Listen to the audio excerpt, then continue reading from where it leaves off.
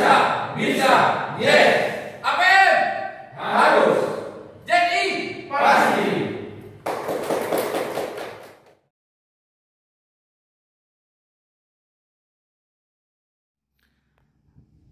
Assalamualaikum Bapak, bagaimana persiapan Bapak untuk presentase pemaparan zona integritas di hadapan evaluator hari ini Pak? Baik, dalam warahmatullahi wabarakatuh. Terima kasih atas kerjasamanya.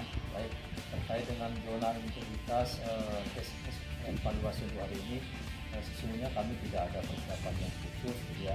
Karena itu bagi kami itu merupakan keseharian kami, sehingga tidak ada waktu khusus untuk persiapan tes evaluasi, misalnya dengan pelatihan pelatihan presentasi kita tidak ada, kita mengambil ada, karena itu merupakan keseharian kami. Jadi kami tidak ada seperti itu, Pak. Baik, selanjutnya Pak, strategi apa saja yang Bapak siapkan untuk presentasi hari ini Pak? Ya, strategi juga tidak ada, yang penting kami enjoy gitu ya, tidak merasa tertekan. Hanya kami strateginya cuma butuh supporting dari kawan-kawan saja, supaya supporting kita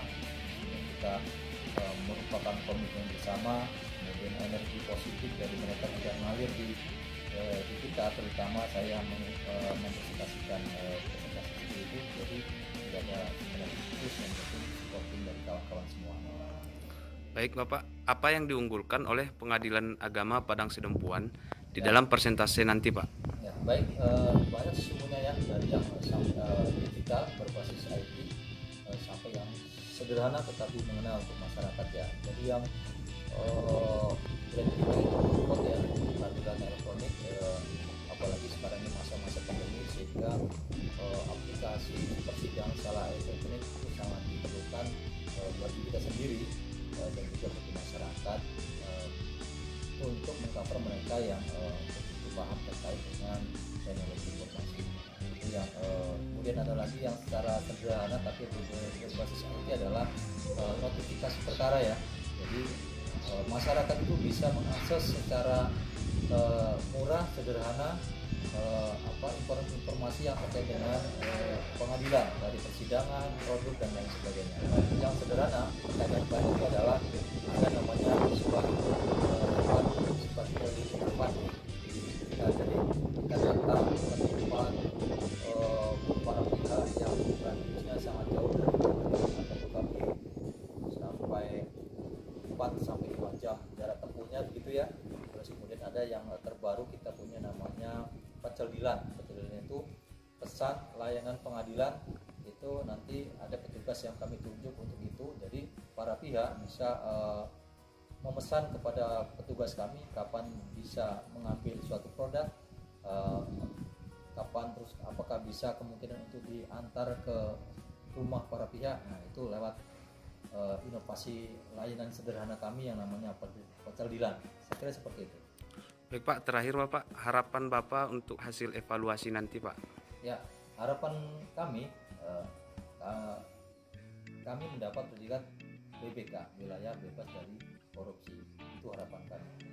Namun misalnya kita pun tidak mendapatkan predikat itu, kami tetap semangat, kami tetap menjalankan zona integritas dengan komitmen bersama bahwa kita melakukan layanan yang bersih dari korupsi.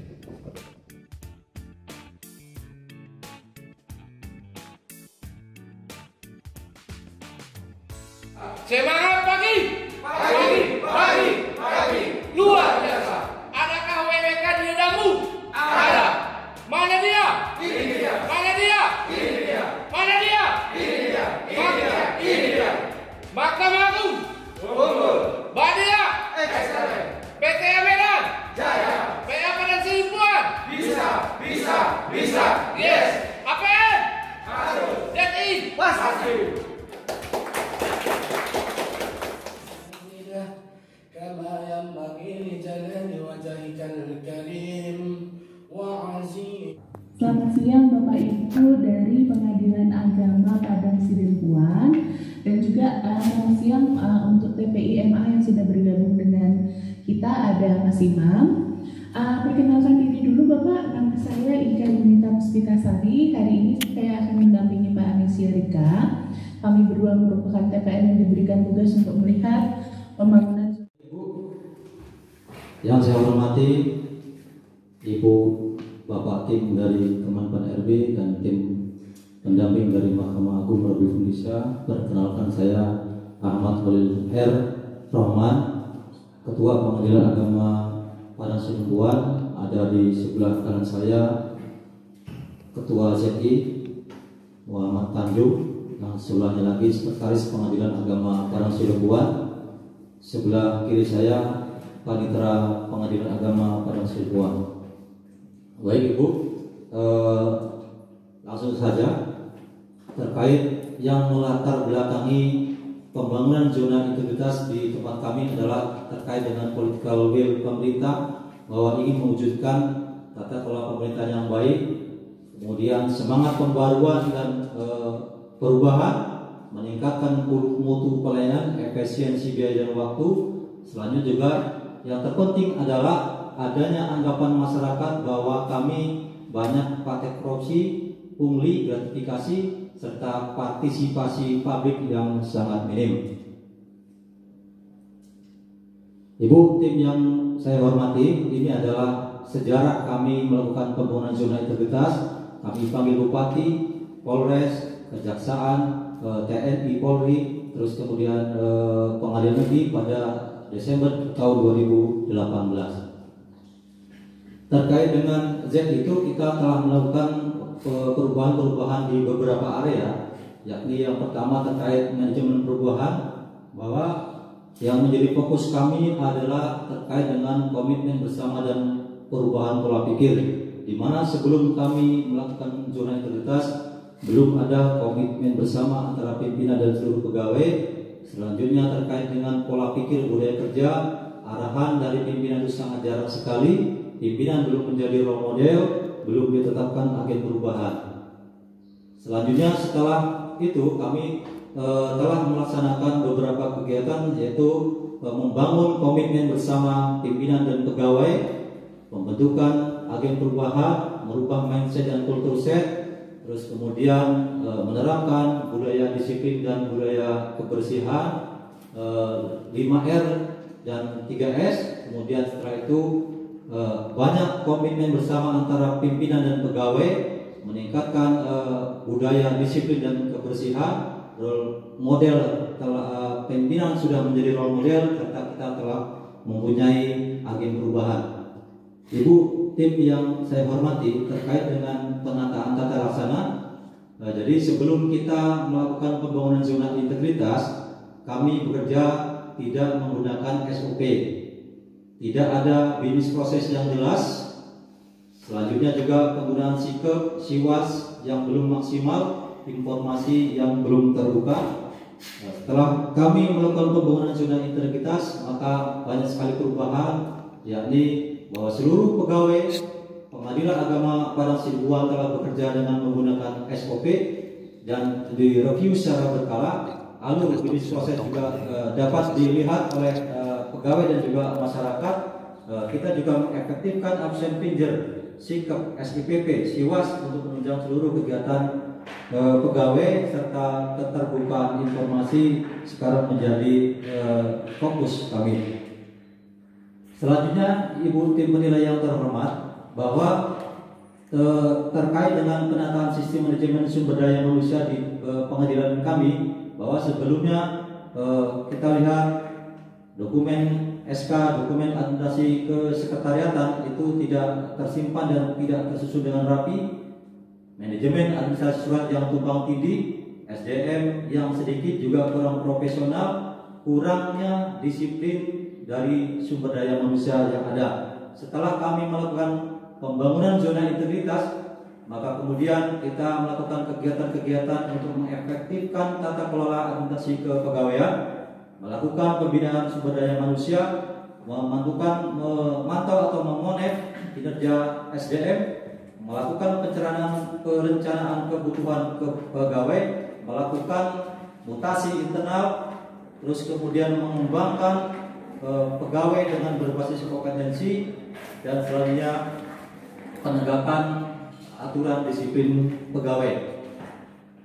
Jadi setelah itu maka ada pembinaan di tempat kami, sertifikasi pendidikan dan latihan, peningkatan profesionalisme, kemudian juga disiplin meningkat.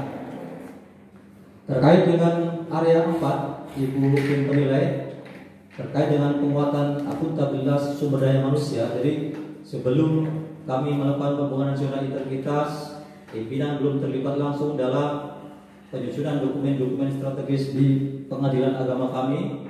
Rapat-rapat juga terbatas, belum terjadwal, belum ada evaluasi. Jadi setelah itu maka kami melakukan beberapa perubahan. Ada rapat-rapat tinjauan manajemen, akreditasi penjamin mutu, rapat-rapat koordinasi yang terjadwal dan berkala. Terus kemudian juga ada rapat evaluasi. Dari itu maka aparatur menjadi punya kapasitas dan akuntabilitas kinerja yang baik. Kegiatan mengarah pada sasaran pembangunan zona integritas. Ibu tim yang saya hormati, bahwa terkait dengan penguatan pengawasan menuju aparatur yang bersih dan melayani. Jadi sebelum kami melakukan pembangunan zona integritas, satu contoh itu daftar tamu itu tidak teridentifikasi dengan jelas. Belum ada aplikasi untuk melayani pengaduan masyarakat terkait dengan dugaan pelanggaran kode etik pegawai, hakim, dan seluruh aparatur pegawai kami. Belum ada whistleblower system, siwas belum ada yang sederhana adalah kotak saran. Terus kemudian kami ada yang namanya pengawasan internal hakim, itu pun belum efektif dan kemudian juga tidak terjadwal secara berkala. Akan tapi kemudian setelah kita melakukan pembangunan zona integritas, kita mengaplikasikan, mereplikasikan aplikasi siwas yang dipunyai oleh Mahkamah Agung Republik Indonesia. Kita juga memasang banner whistleblowing system. Kita secara sederhana juga membuat kotak saran dan pengaduan. Kemudian kita juga mengidentifikasi tamu untuk menghindari kebetulan kepentingan dengan pendataan secara elektronik atau buku tamu elektronik seperti itu Ibu. Terus kemudian yang terakhir terkait dengan peningkatan kualitas pelayanan publik. Jadi sebelum kita melakukan pembangunan zona integritas, tamu yang datang di tempat kami itu tidak diterima secara di resepsionis. Jadi dibiarkan aja berlaru seperti orang hilang, tidak ada yang nyapa. Terus kemudian pegawai kami juga belum menerapkan budaya 5S, senyum, salam, sapa, sopan, santun. Terus kemudian tamu masih diregistrasi secara manual. Itu pun juga kadang tidak efektif. Terus kemudian setelah kita melakukan pembangunan zona integritas, kami melayani tamu dengan sepenuh hati, diterima oleh petugas di lobi untuk kemudian direkam identitas tamunya secara elektronik, yang kemudian juga terkoneksi atau bisa diakses oleh ketua pengadilan atau pimpinan pengadilan. Itu setelah itu kemudian petugas front office kami di PTSP juga sudah menerapkan budaya 5S. Terus kemudian kita juga menerapkan di sini reward and punishment untuk petugas kami, di mana ketika ada komplain dari para pengguna layanan itu akan diberikan punishment berupa misalnya memberikan cedera mata kepada penerima layanan yang komplain. Baik, terus kemudian kita juga sedikit mengidentifikasi tentang mitigasi risiko.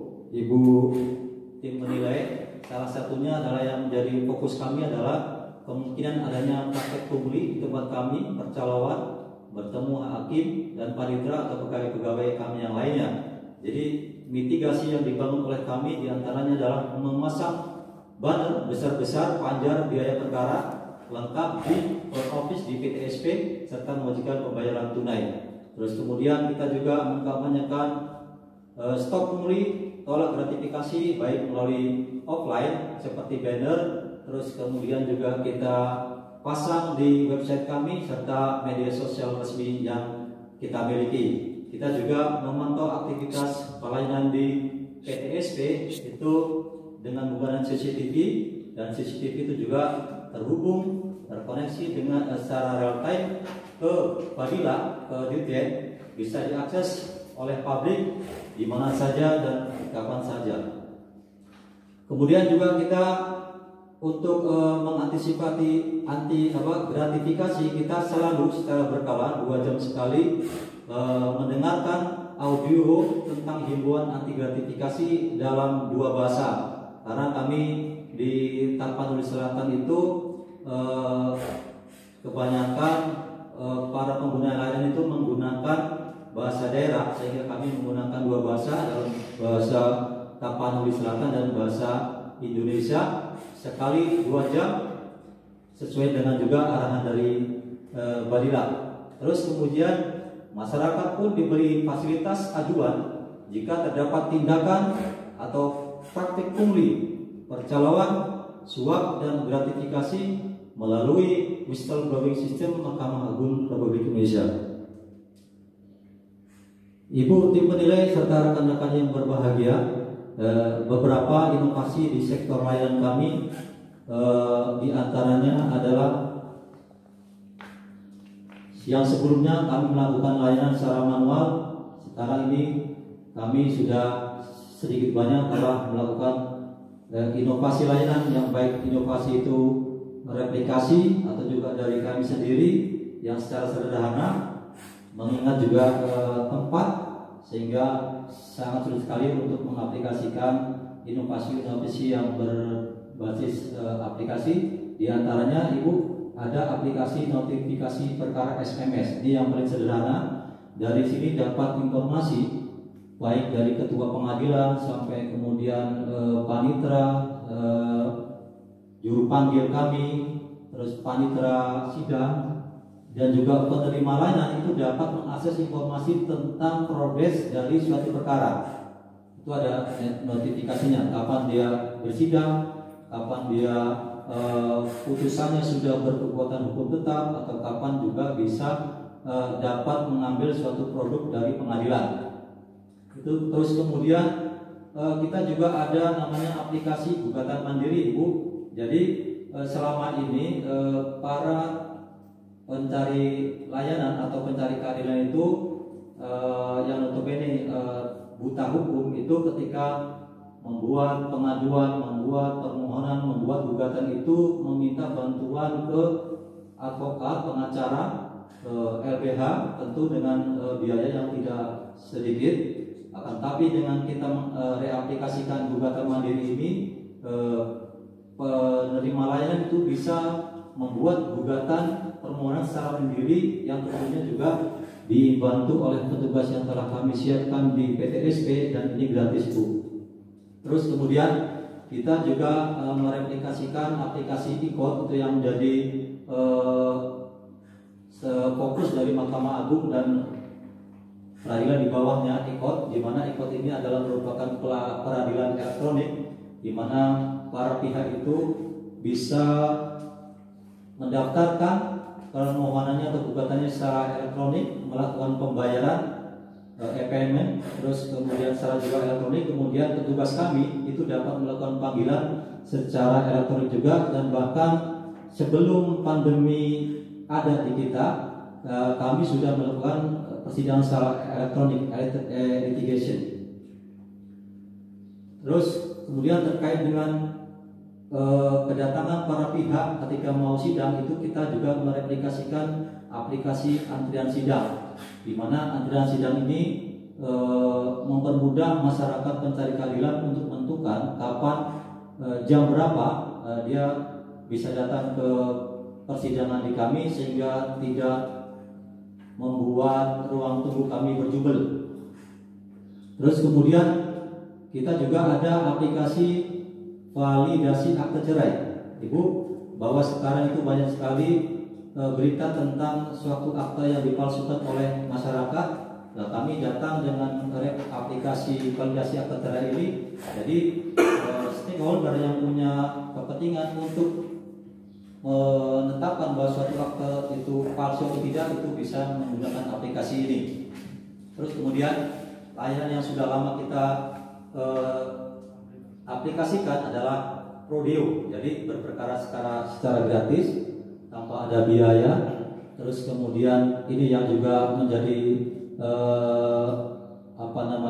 layan ke depan kami adalah layanan sidang keliling dan terpadu, di mana kita berusaha untuk sedikit mencoba menjemput bola kepada masyarakat pencari keadilan, karena kita juga wilayah hukumnya itu 2 kabupaten Ibu. Jadi kabupaten yang satunya itu tuh belum ada pengadilannya, sehingga kita datang ke sana untuk membantu masyarakat di sana, terlebih terkait dengan isbat nikah atau legalitas suatu pernikahan yang belum tercatatkan. Dan ini kita bekerjasama dengan KUA, dengan Capil, dan juga dengan Pemda atau juga pihak ketiga lainnya yang dibenarkan oleh hukum. Terus kemudian kita juga mempunyai layanan pos bantuan hukum.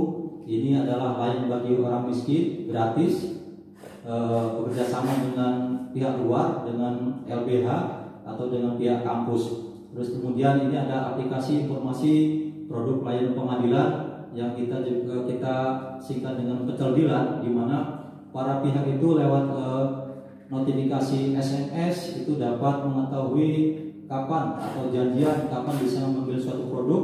Terus kemudian adalah ini yang terakhir adalah layanan titipan pos, di mana dalam pengadilan itu ada yang namanya leges atau suatu alat bukti itu harus diberi materai dan dicap pos oleh kantor pos. Nah, ini jarak tempuh antara pengadilan kami dengan kantor pos itu sekitar 30 km, sehingga kami menggagas untuk membuat inovasi berupa layanan titip pos, di mana kita join dengan pos untuk suatu waktu petugas pos itu mengambil dokumen yang akan diberi pos dan dicap pos. Baik, Ibu tim yang berbahagia serta rekan-rekan yang saya hormati, bahwa kesimpulan dari kami adalah bahwa kami merasa telah mewujudkan sasaran pembangunan zona integritas di Pengadilan Agama Padang Sidempuan. Indikasinya yaitu birokrasi yang bersih, akuntabel, dan berkinerja tinggi. Ini indikasinya adalah terwujudnya wilayah bebas dari korupsi, aparatur kami bertanggung jawab, lebih profesional terkait dengan korupsi. Indeks persepsi anti korupsi kami IPAK meraih nilai 3,92 skala 4. Kemudian yang kedua adalah birokrasi yang efisien, efektif, kinerja aparatur menjadi lebih jelas, terukur, serta mudah diakses melalui teknologi informasi. Terakhir, bahwa birokrasi yang melayani publik dengan prima itu di tempat kami indikasinya adalah pelayan yang dilakukan dengan cepat, mudah, murah, aman, serta memuaskan sesuai dengan ekspektasi dan harapan dan kehendak masyarakat. Ini pun dibuktikan dari hasil survei indeks kepuasan masyarakat IKM kami sebesar 3,39 skala 4. Ibu yang terhormat dan rekan-rekan sekalian, boleh berdiri Pak. Silakan kita baca. Karena kami telah melakukan pembangunan zona integritas, maka harapan kami semoga berkenan mendapatkan predikat wilayah bebas dari korupsi. Demikian, wassalamualaikum warahmatullahi wabarakatuh. Assalamualaikum warahmatullahi wabarakatuh. Baik, terima kasih banyak Bapak Ibu sekalian dari bapak-bapak itu di depan. Padang Sidempuan gratifikasi telah istilahnya berupaya disosialisasikan, di public campaign-kan di wilayah kantor kita sendiri. Nah, yang ingin saya tanyakan Bapak, apabila terjadi gratifikasi, maksudnya dalam artian ini gratifikasi tidak hanya uang tapi juga bisa dalam bentuk barang, bagaimana sistem pengelolaannya yang dilakukan di PA Padang Sidempuan, Pak? Baik, terima kasih Bu pertanyaannya. Bahwa selama ini kami telah membuat pedoman tentang gratifikasi, kita membuat SK terkait dengan penunjukan tim gratifikasi. Jadi secara sederhana bahwa ada pedoman-pedoman situ yang harus ditaati oleh seluruh pegawai pengadilan agama Padang Sidempuan, termasuk ketuanya juga, bahkan sampai kepada honor terkait gratifikasi, baik dalam bentuk berupa uang maupun barang. Jadi teknisnya sederhana, ketika pegawai kami honor, pegawai hakim atau 4 pimpinan itu mendapatkan gratifikasi, maka mereka wajib melapor kepada tim yang telah kami buat, kemudian kita buat registernya, dan kemudian kita evaluasi secara berkala, dan untuk itu juga selalu kita sosialisasikan setiap kali rapat terkait dengan gratifikasi yang ada di tempat kami. Seperti itu, Ibu. Nah, Bapak, itu kalau yang dalam artian begini, kayak kemarin sudah ada belum Pak yang bukti nyatanya ngasih dia mendapatkan gratifikasi kemudian dilaporkan ke UPG-nya Pak? Baik, selama ini belum ada, Bu. Kebetulan tugas kami sedikit, kemudian juga jarak tempuh pegawai kami sangat jauh, sehingga sampai saat ini belum ada yang mendapat gratifikasi. Kalaupun hakim-hakim kami masih bujangan, juga belum menikah, sehingga belum ada sumbangan atau apa yang berupa uang yang katakanlah di atas 1 juta atau barang-barang yang katakanlah berharga lainnya, sehingga belum ada, Bu, sampai saat ini. Oke, Pak.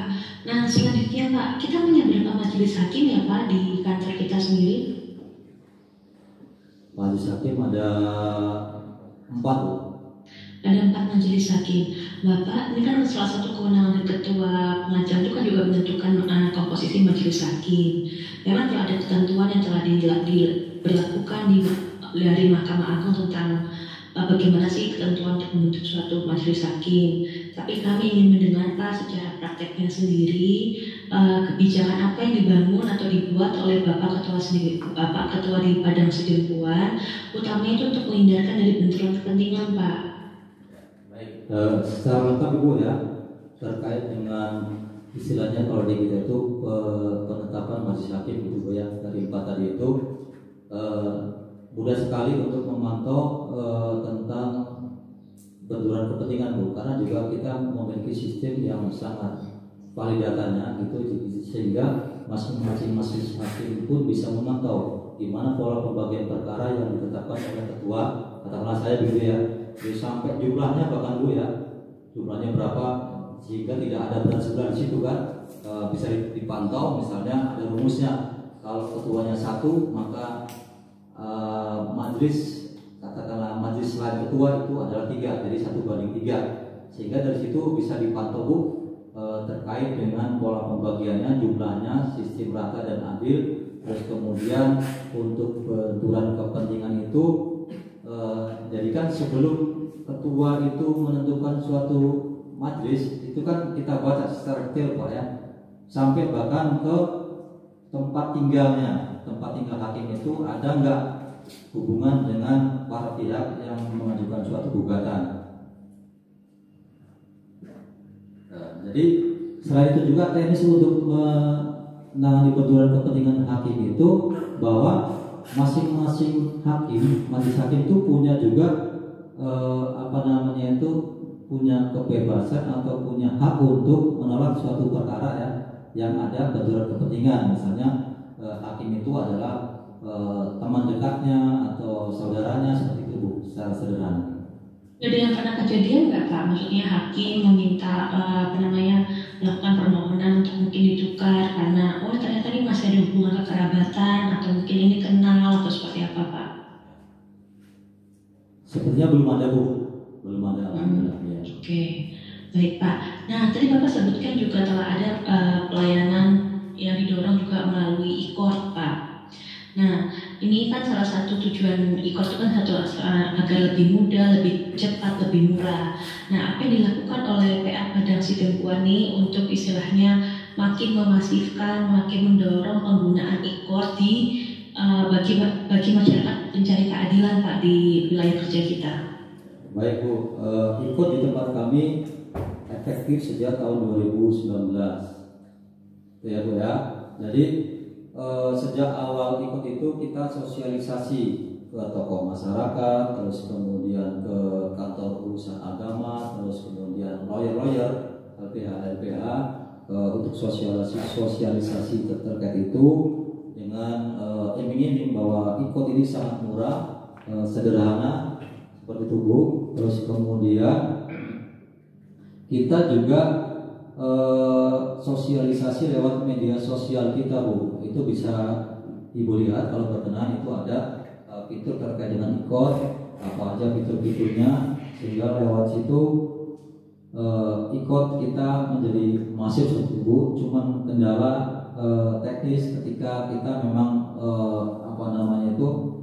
jarak tempuh di kami itu sangat jauh. Jadi katakanlah banyak sekali para pihak itu yang tidak ada sinyal seperti itu, tidak memiliki Android, terus kemudian SMS pun tidak ada sinyal di situ. Tapi ketika para pihak itu datang ke tempat counter kami selalu arahkan untuk ke ikut Bu.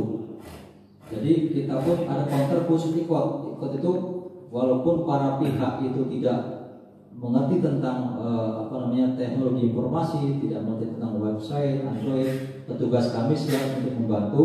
Bahkan nanti awal tahun 2021 kita akan secara masif sosialisasi ikut dan juga katakanlah agak sedikit mewajibkan ikut kepada para pihak seperti itu Bu, untuk mempermudah mereka dan menekan biaya daripada beracara di tempat kami.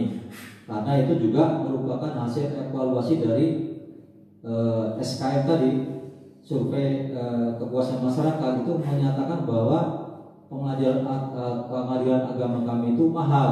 Nah, itu karena terkait tidak dengan ikut Bu. Jadi secara manual, misalnya jarak tempuh yang sampai untuk memanggil para pihak secara manual itu sampai 4-5 jam, bahkan sampai menginap, itu kan 400.000. Nah, untuk itulah maka ke depan ini 2001 kita akan mengkampanyekan tentang ikut tadi Bu, seperti itu Bu. Oke Pak, tadi Bapak menarik menyebutkan bahwa jarak antara satu kota ke kota lain juga cukup jauh. Nah, itu ada kayak semacam metode nggak sih Pak untuk makin mendekatkan pelayanan kita ke masyarakat yang boleh dikatakan jaraknya mungkin jauh dari kantor gitu? Baik Bu, kita banyak sekali membangun terkait dengan kita katakanlah menjemput bola seperti itu Bu ya.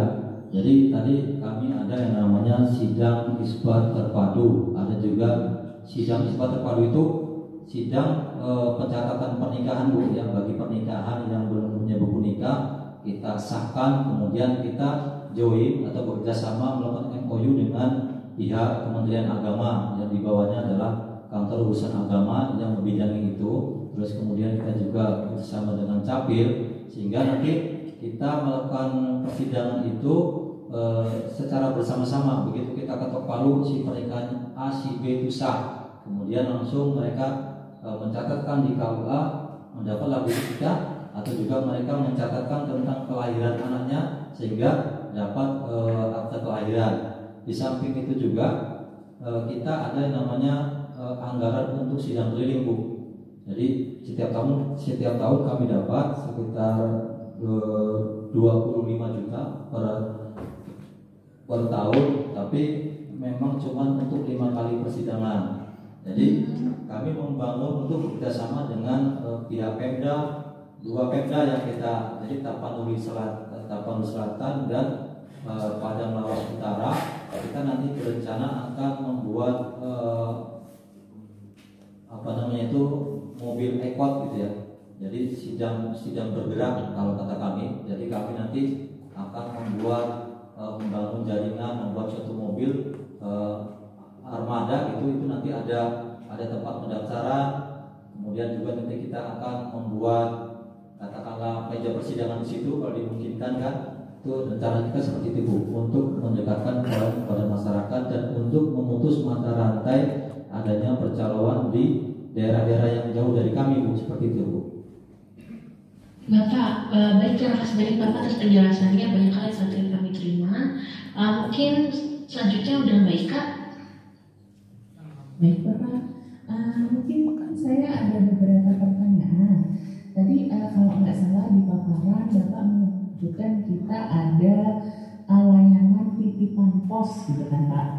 Nah, izin Pak, ini layanan titipan pos ini untuk dokumen-dokumen apa saja ya Pak ya? Baik Bu, jadi dalam persidangan itu kan ada namanya pembuktian Bu. Pembuktian itu salah satunya adalah bukti surat Bu. Untuk bukti surat itu untuk mulai peraturan perundangan itu harus dikasih materai dan dicap pos. Nah, segala misalnya bahasa Belandanya.